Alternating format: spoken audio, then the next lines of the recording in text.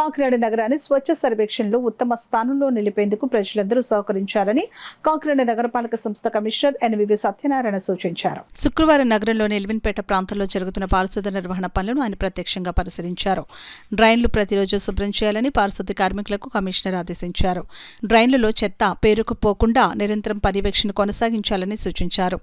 నగరంలో పారిశుద్ధ్య నిర్వహణలో ఎటువంటి నిర్లక్ష్యం ఉండకూడదని స్పష్టం చేశారు.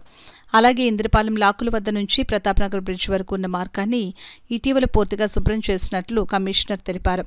ఈ ప్రాంతంలో మళ్లీ ఎవరూ చెత్త వేయకుండా ప్రత్యేక పర్యవేక్షణ చేపట్టాలని శానిటేషన్ ఇన్స్పెక్టర్ సత్యబాబుకు సూచించారు. ప్రజలు కూడా బాధ్యతాయుతంగా వ్యవహరించి రహదారులపై చెత్త వేయకుండా సహకరించాలని కోరారు. ఈ సందర్భంగా కమిషనర్ మాట్లాడుతూ స్వచ్ఛ సర్వేక్షణలో కాకినాడ నగరానికి మంచి ర్యాంకు రావడం ప్రతి పౌరుడి బాధ్యత అని అన్నారు.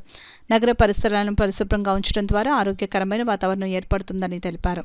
తడి చెత్త పొడి చెత్తలను వేర్వేరుగా సేకరించి పారిశుద్ధ్య కార్మికులకు మాత్రమే అందించాలని ప్రజలకు విజ్ఞప్తి చేశారు. మనం పర్సూ చేస్తున్నాము. మనం డైరెక్ట్గా ప్రజలతో మాట్లాడి వారు పెట్టిన దరఖాస్తుని విషయాన్ని మన వాళ్ళు స్వయంగా ఎంక్వైరీ చేయడం.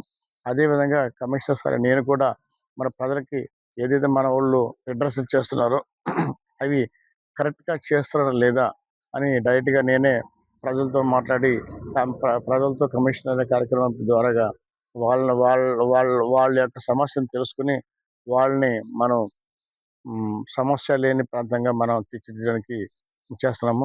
అదే గౌరవ కలెక్టర్ గారు, గౌరవ ముఖ్యమంత్రి వర్యులు, అదేవిధంగా ఇతర ప్రభుత్వ అధికారుల నుంచి వచ్చిన ఆదేశాలని తప్పుగా మనం అమలుపరిచి స్వచ్ఛ సర్వేక్షణలో భాగంగా మరి నెక్స్ట్ ఈ వీక్లో మనకి టీం వస్తుంది. ఆ టీం వచ్చినప్పటికీ ఈ ప్లాంట్ క్లీన్నెస్కి మనం సహకరించవలసిందిగా అందరినీ రిక్వెస్ట్ చేస్తున్నాం.